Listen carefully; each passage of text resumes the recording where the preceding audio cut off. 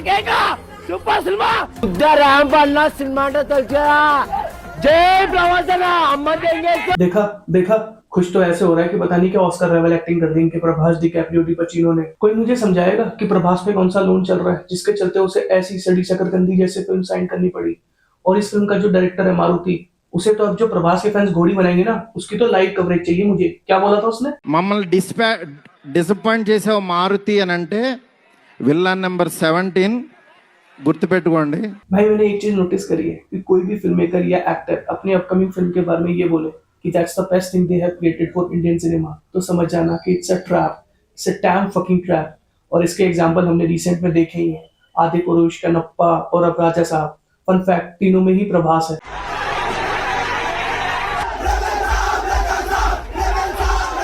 ये क्या बकचोदी है बहन? वो पीछे ऑडियंस अपना शांति से पिक्चर देख रही है, पर इन्हें थिएटर का मैनेजमेंट स्टाफ कुछ बोल ही नहीं रहा। ये 200% पीआर स्ट्रेटेजी है इनकी कि हम रियल ऑडियंस के बीच कुछ टटपुंजिये बुला लेंगे और वो अपना जाहिलपना दिखा देंगे। और भाई छोटे मोटे सपोर्टिंग एक्टर्स का समझ आता है कि हाँ भाई आपको पैसे कमाने हैं तो कभी कभी अपनी स्किल्स और क्राफ्ट के साथ कॉम्प्रोमाइज करना पड़ जाता होगा। पर भाई प्रभास, तुझे क्या कमी थी लाले पैसों की?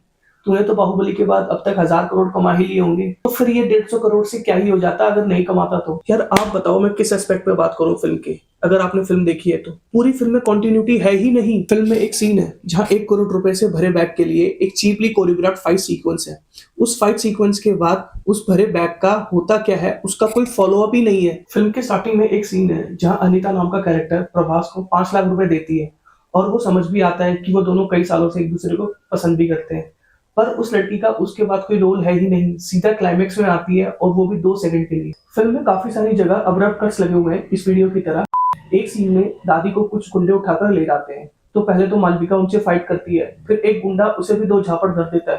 फिर क्या होना है? फिर प्रभास आएगा फाइट करने अगले 5 मिनट 50 गुंडों को पेलने, पर नहीं, वो एक ही को चाटा मारता है, उसके बाद कट लग गया, बस फाइट खत्म। एक चीज समझ नहीं आई मुझे फिल्म में, प्रभास की दादी को अल्जाइमर है, भूलने की बीमारी। प्रभास 2-3 बार अपनी दादी को थप्पड़ मारने की हुल देता है और वो ऐसे रिएक्ट करती है कि जैसे उससे बहुत बड़ी गलती हो गई हो।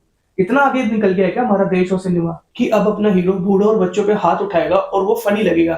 एक फनी सीन बताऊं, वो एक सीन में अपने बूढ़े मामा को चाटा मार देता है। इस फिल्म के डायरेक्टर ने जो 3 घंटे क्रिएटिविटी के नाम पे हॉरर कॉमेडी का जेनोसाइड दिखाया है ना, उसके लिए उसे इस पृथ्वी पर तो माफी नहीं मिलेगी। इस फिल्म के मेकर्स इस फिल्म को हॉरर कॉमेडी बता रहे हैं और मैं बताता हूँ आपको इन्होंने कॉमेडी के नाम पे क्या जोक्स पेले हैं। एक सीन में हीरोइन प्रभास से कहती है कि अगर तुमने मुझे रिजेक्ट किया तो मैं तुम पे मीटू का केस लगा दूंगी। एक सीन में मालविका मोहनन का कैरेक्टर निधि अग्रवाल से कहता है कि उसने पिछली रात प्रभास के कैरेक्टर राजू को लव बाइट्स दी, जिसमें क्लाइमेक्स के टाइम पे तीनों हीरोइंस मिलके प्रभास को ऑप्शन देती है कि उसे तीनों में से किसी एक को चूज करना पड़ेगा। And I was like what? इस फिल्म का बजट 450 करोड़ बताया गया है। इससे 100 करोड़ कम में आदित्य धर ने धुरंधर के दोनों पार्ट्स निपटा दिए, वो भी पूरी फिल्म रियल लोकेशंस पे शूट करे बिना कुछ खास वीएफएक्स और सीजीआई के यूज करके। फिल्म में लियारी टाउन कैसा होगा, फिल्म विजुअली कैसी दिखनी चाहिए, उसके लिए उन्होंने थाईलैंड में 6 करोड़ का पूरा सेट खड़ा करा। फिल्म की सेट डिजाइनिंग, प्रोडक्शन डिजाइनिंग इतनी बेहतरीन है कि सेट जैसा बिल्कुल लगता ही नहीं है। Every prop, fight sequence, bomb explosions सब एकदम रियल लगते हैं और इनसे 20% फिल्म भी रियल लोकेशंस पे शूट नहीं हुई। पूरी फिल्म में से आप तीनों हीरोइंस को निकाल दो और फिल्म का रोमांटिक आर्क निकाल दो, तो भी फिल्म की स्टोरी लाइन पे 1% भी फर्क नहीं पड़ेगा। और सॉरी, मैं आपको फिल्म का हॉरर लेवल बताना तो भूल ही गया। पूरी फिल्म में शॉक और हॉरर का एलिमेंट तो शायद 2% भी नहीं था, पर पूरी फिल्म किसी गंदे नाइटमेयर से कम नहीं थी। एक तो ये जितनी चौड़ में अपनी फिल्म का बजट अनाउंस करते हैं, 400 करोड़, 500 करोड़, 600 करोड़, और जब फिल्म की प्रोडक्शन क्वालिटी ओवरऑल सामने आती है तब पता चलता है कि उसके आधे के भी आधे बजट में फिल्म बनी होगी। मुझे यकीन नहीं हो रहा कि इस फिल्म में 450 करोड़ लग गए। 150 करोड़ का चेक प्रभास को काट कर दिया। फिल्म देखने के बाद चला कि प्रभास ने हमारा काट दिया।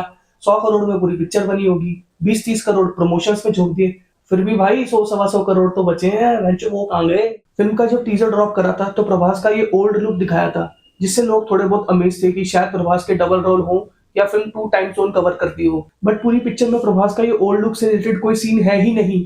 पूरी फिल्म में ही गैस लाइट मार दिया ऑडियंस को। बाहुबली के बाद प्रभास की 6 फिल्म्स आई, जिसमें से 4 तो फ्लॉप ही रही, साहो, राधेश्याम, आदि पुरुष और अब ये राजा साहब। इसका भी मुझे लग नहीं रहा कि अपना बजट भी रिकवर कर पाएगी।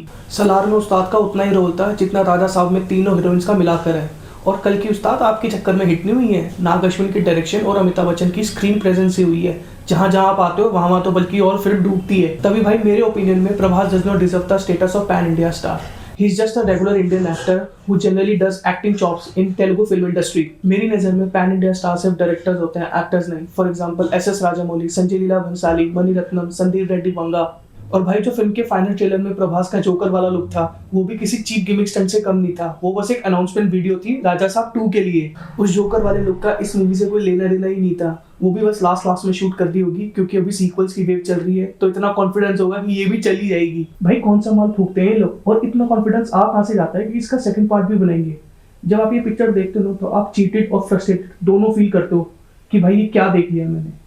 और मुझे लग रहा है इस फिल्म को देखने के बाद मुझे धुरंधर 2 दोबारा देखनी पड़ेगी। और भाई पिक्चर जो गोबर है सो है, इस फिल्म के मेकर्स तो चोरी चकारी पे उतर आए। पहले ये देखो।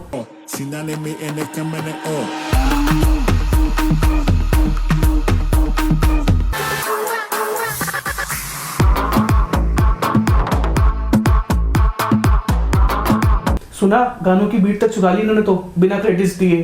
మళ్ళీ వద్దు ఇంకా ఈ మార్విక్ లేదు ఆవిడ మడత పెట్టేసాడు మమ్మల్ని। अब जो भाइयों ने तेलुगु में बोला वो तो शायद मैं ना समझ पाऊँ, पर जो भाइयों ने फील करा एक्सपीरियंस वो शायद हम सब डेफिनेटली रिलेट कर सकते हैं। क्योंकि हम भी जब सलमान भाई की रिसेंट पास में फिल्में देखते हैं तो हमें भी जैसा एक्सपीरियंस फील होता है वही शायद भाइयों ने अभी एक्सपीरियंस करा है। एक तो ये हर साउथ की फिल्म पैन इंडिया फिल्म कैसे बन जाती है मुझे समझ नहीं आता। भाई 400-500 करोड़ की फिल्में हमने भी देखी हैं जो अच्छे बजट अच्छी क्वालिटी के साथ बनती हैं। ये सब मनी लॉन्ड्रिंग स्कैम है, मैं बता रहा हूँ पहले ही। बस भाई मेरी और बस की नहीं है इस फिल्म पे बात करने की। मैंने इस फिल्म पे अपना ओपिनियन मॉकटेल पे भी शेयर करा है, तो अगर आपसे भी इस फिल्म को देखने की भूल हो गई है तो आप अपनी भड़ास कमेंट सेक्शन में जरूर निकाल सकते हैं। मिलते हैं।